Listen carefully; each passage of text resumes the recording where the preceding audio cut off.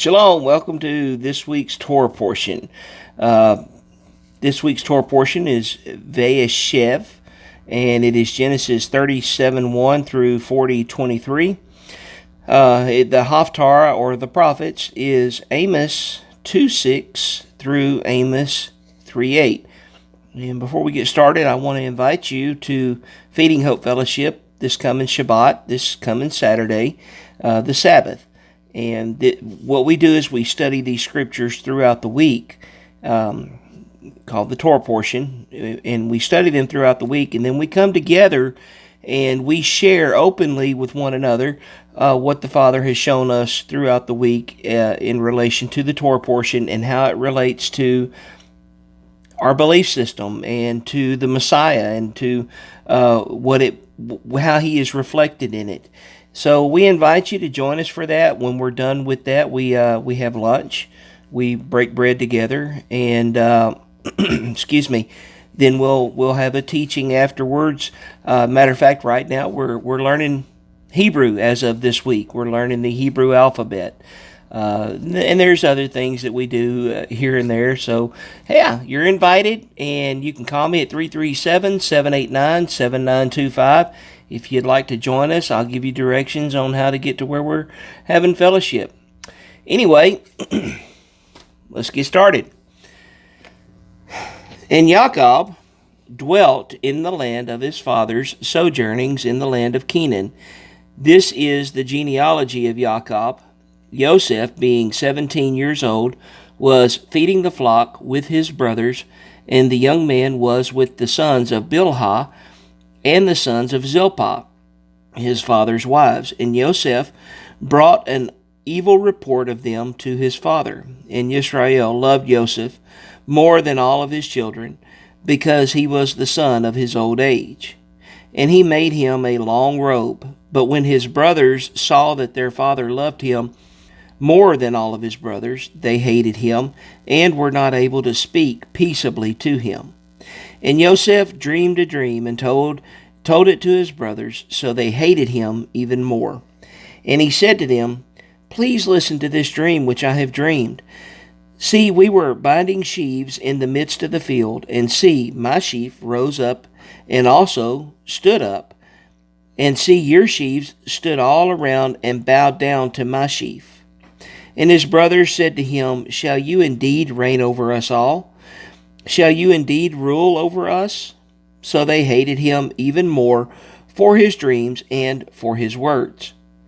And he dreamed still another dream and related it to his brothers and said, "See, I have dreamed another dream, and see, the sun and moon and the 11 stars bowed down to me." And he related it to his father and his brothers, and his father rebuked him and said to him, "What is this dream that you have dreamed? Shall we, your mother and I, and your brothers, indeed come to bow down to the earth before you?" And his brothers envied him, but his father guarded the word. And his brothers went to feed their father's flocks in Shechem. And Yisrael said to Joseph, "Are not your brothers feeding the flock in Shechem? Come, I send you to them." So he said to him, "Here I am." And he said to him, "Please go and see if it is well with your brothers and well with the sheep, and bring back word to me." So he sent him out of the valley of Hebron, and he went to Shechem. And a certain man found him, and see, he was wandering in the field. And the man asked him, saying, "What do you seek?" And he said, "I am seeking my brothers. Please inform me where they are feeding their sheep." And the man said, "They have left here, for I heard them say, 'Let us go towards Dothan.'" And Joseph went after his brothers and found them in Dothan. And they saw him from a distance, and before he came near them, they plotted against him to kill him. And they said to each other, "See, this master of dreams is coming. Now then, come and let us now kill him and throw him in some pit, and shall say, 'Some wild beast has devoured him.' Let us then see what comes of his dreams."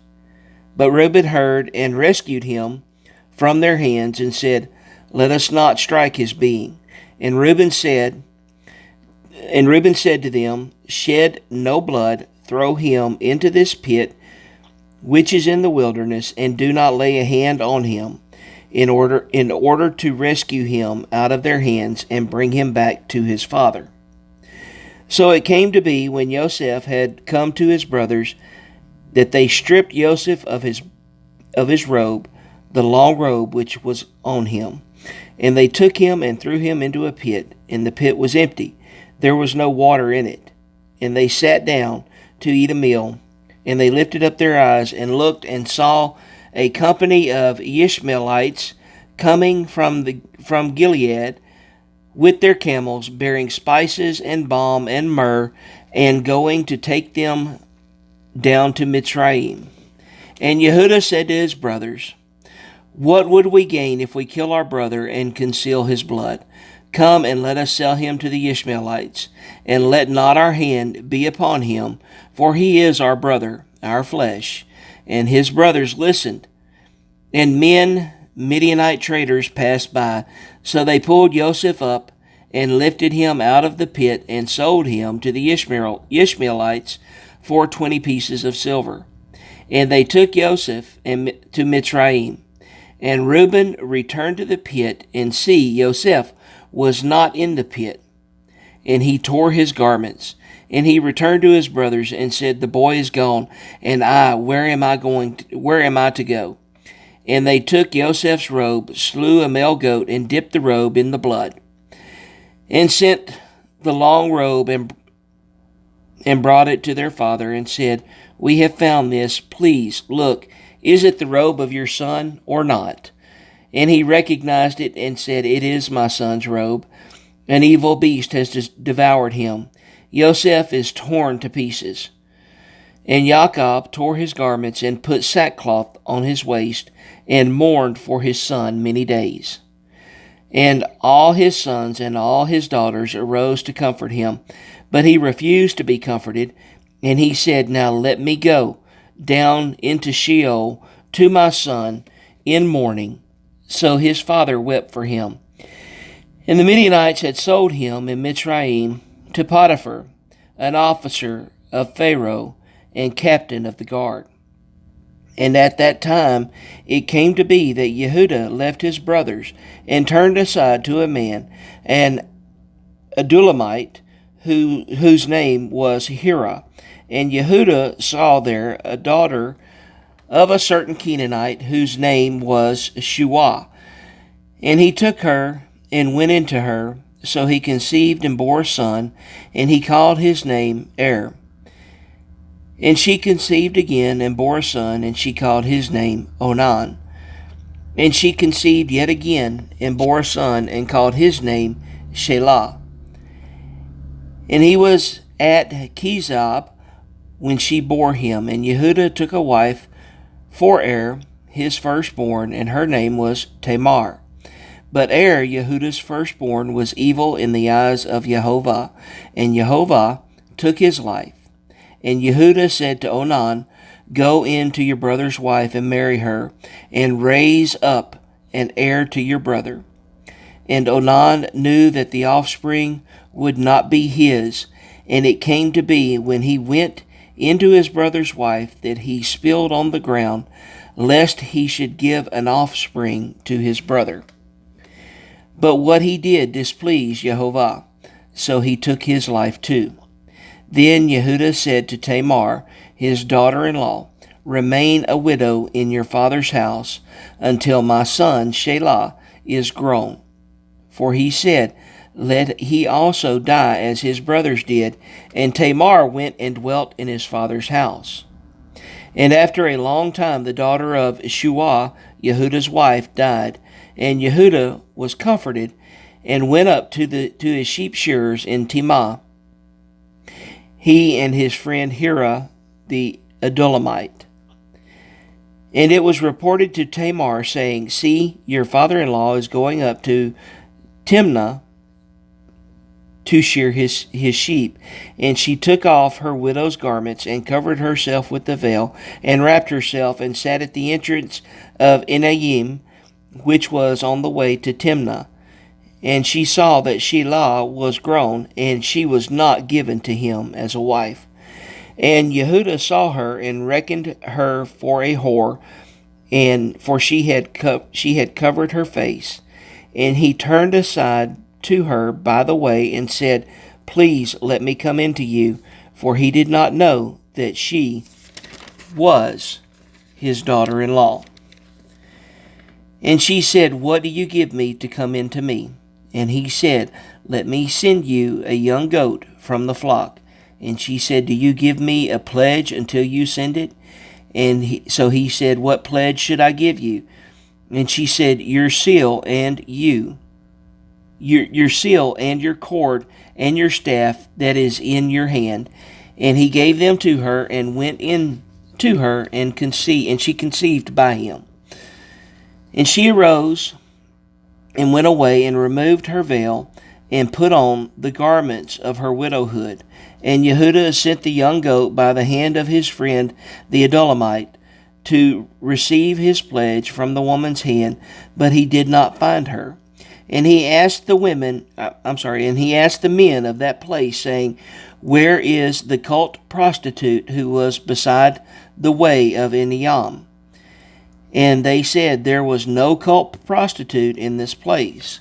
And he returned to Yehudah and said, I have not found her. And the men of the place also said, There was no cult prostitute in this place. And Yehudah said, Let her take them for herself, lest we become despised, for I sent this young goat, and you have not found her. And it came to be about 3 new moons after that Yehudah was informed, saying, Tamar, your daughter-in-law, has whored, and see, she has conceived by whoring. And Yehudah said, Bring her out, and let her be burned. When she was brought out, she sent to her father-in-law, saying, By the man to whom these belong, I am pregnant. And she said, Please examine those whose these are, and seal, and the cord, and the staff. And Yehudah examined, and said, She has been more righteous than I, because I did not give her to Shelah my son. And he never knew her again. And it came to be, at the time for giving birth, that twins were in her womb. And it came to be, when she was giving birth, that the one put out his hand, and the midwife took a scarlet thread and bound it on his hand, saying, This one came out first. And it came to be, as he drew back his hand, that his brother came out. And she said, Now, did you break through? This breach be upon you. So his name was called Peretz. And afterward his brother came out, who had the scarlet thread on his hand, so his name was called Zerah. And Yosef had been taken down to Mitzrayim, and Potiphar, an officer of Pharaoh, captain of the guard, a Mitzrayim, bought him from the Ishmaelites who had taken him down there. And it came to be that Yehovah was with Yosef, and he became a prosperous man, and was in the house of his master, the Mitzrayim. And his master saw that Yehovah was with him, and that Yehovah made all he did to prosper in his hand. And Yosef found favor in his eyes, and served him. And he appointed him over his house, and gave into his hand all that he had. And it came to be, from the time that he appointed him over his house and all that he had, that Yehovah blessed the Mitzrayim's house for Joseph's sake. And the blessing of Yehovah was on all that he had in the house and in the field. And he left in Joseph's hand all that he had, and he did not know what he had except for the bread which he ate. And Joseph was handsome in form and handsome in appearance. And after these events it came to be that his master's wife lifted up her eyes to Joseph and said, Lie with me. But he refused, and said to his master's wife, Look, my master does not know what is with me in the house, and he has given into my hand all that he has. No one is greater in this house than I, and he has not withheld whatever from me but you, because you are his wife. And how shall I do this great evil and sin against Elohim?" And it came to be, as she spoke to Yosef day by day, that he did not listen to her, to lie with her, to be with her. And it came to be on a certain day, when Yosef went into the house to do his work, and none of the men of the house was inside, that she caught him by his garment, saying, "Lie with me." But he left his garment in her hand, and fled and ran outside. And it came to be, when she saw that he had left his garment in her hand and fled outside, that she called to the men of her house and spoke to them, saying, "See, he has brought in to us a Hebrew to mock us. He came in to me to lie with me, and I cried out with a loud voice. And it came to be, when he heard that I lifted my voice and cried out, that he left his garment with me and fled and went outside. And she went and she kept his garment with her until his master came home. And she spoke to him these same words, saying, The Hebrew servant whom you brought to us came in to me to mock me. So it came to be, as I lifted my voice and cried out, that he left his garment with me and fled outside. And it came to be, when his master heard the words which his wife spoke to him, saying, Your servant did to me according to these words, that his displeasure burned. Then Joseph's master took him and put him into the prison, a place where the sovereign's prisoners were confined, and he was there in the prison. But Jehovah was with Joseph, and extended loving commitment to him, and he gave him favor in the eyes of the prison warden. And the prison warden gave into the hand of Joseph all the prisoners who were in the prison, and whatever was done there was his doing. The prison's warden did not look into any point that was under Joseph's hand, because Jehovah was with him, and whatever he did, Jehovah made it prosper. And after these events, it came to be that the cupbearer and the baker and of the sovereign of Mitzrayim sinned against their master, their sovereign of Mitzrayim. And Pharaoh was wroth with his two officers, the chief cupbearer and the chief baker. So he put them in confinement in the house of the captain of the guard, in the prison, in the place where Joseph was a prisoner. And the captain of the guard put Joseph in charge of them, and he served them. So they were in confinement for some time. Then the cupbearer and the baker of the sovereign of Mitzrayim, who were confined in the prison, dreamed a dream, both of them, each man's dream in one night, and each man's dream with its own interpretation. And Joseph came in to them in the morning, and looked at them, and saw that they were sad. And he asked Pharaoh's officers, who were with him in confinement of his master's house, saying, Why do you look so sad today? And they said to him, We each have dreamed a dream, and there is no one to interpret it. And Joseph said to them, Do not interpretations belong to Elohim? Relate them to me, please. So the chief cupbearer related his dream to Joseph, and said to him, See, in my dream a vine was before me, and in the vine were 3 branches, and it was as though it budded. Its blossoms shot forth, and its clusters brought forth ripe grapes. And Pharaoh's cup was in my hand, so I took the grapes and pressed them into Pharaoh's cup, and placed the cup in Pharaoh's hand. And Joseph said to him, This is the interpretation of it. The 3 branches are 3 days. Yet within 3 days Pharaoh is going to lift up your head and restore you to your place. And you shall put Pharaoh's cup in his hand, according to the former ruling when you were his cupbearer. But remember me when it is well with you, and please show loving commitment to me, and mention me to Pharaoh, and get me out of this house. For truly I was stolen away from the land of the Hebrews, and also I have done naught that they should put me into the dungeon.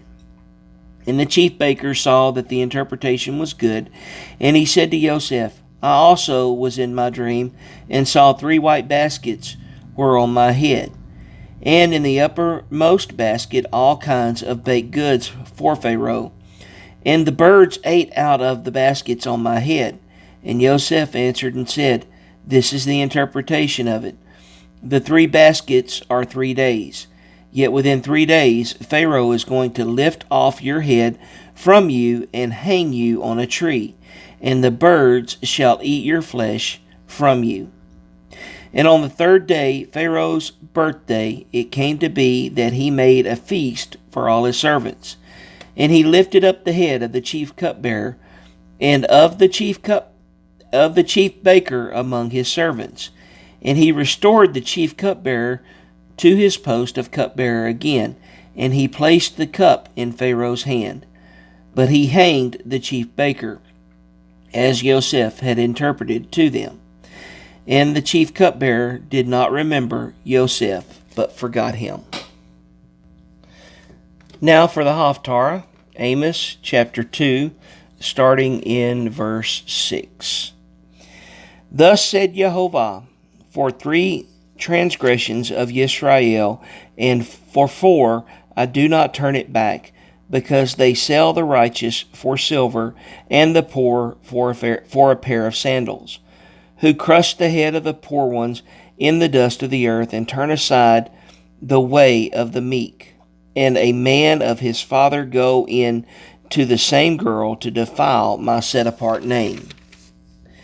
And they lie down by every slaughter place on garments taken in pledge, and in the house of their mighty one they drink the wine of those who have been fined. Yet I destroyed the Amorite before them, whose height was like the height of the cedars, and he was as strong as the oaks. Yet I destroyed his fruit from above and his roots from beneath. And I brought you up from the land of Mitzrayim, and led you 40 years through the wilderness to possess the land of the Amorite. And I raised up some of your sons as prophets, and some of your young men as Nazirites. Not so, O you children of Yisrael, declares Jehovah, but you made the Nazirites drink wine, and commanded the prophets, saying, Do not prophesy. See, I am weighed down by you, as a wagon is weighed down when filled with sheaves. And a place to flee shall perish from the swift, and the strong not fortify his power, and the mighty not save his life. And he who handles the bow not stand, and the swift of foot not save, nor he who rides a horse save his life. And the one potent of his heart among the mighty flee naked in that day, declares Jehovah. Hear this word that Jehovah has spoken against you, O children of Yisrael, against the entire clan which I brought up from the land of Mitzrayim, saying, You alone have I known of all the clans of the earth, therefore I punish you for all your crookedness. Would 2 walk together without having met? Does a lion roar in the forest when he has no prey? Does a young lion give forth his voice out of his den unless he is caught? Does a bird fall into a snare on the earth where there is no trap for it? Does a snare spring up from the earth if it has not captured prey? If a shofar is blown in a city, do the people not tremble? If there is calamity in the city, shall not Jehovah have done it? For the Master Jehovah does no matter unless he reveals his secret to his servants the prophets. A lion has roared, who is not afraid? The Master Jehovah has spoken, who would not prophesy?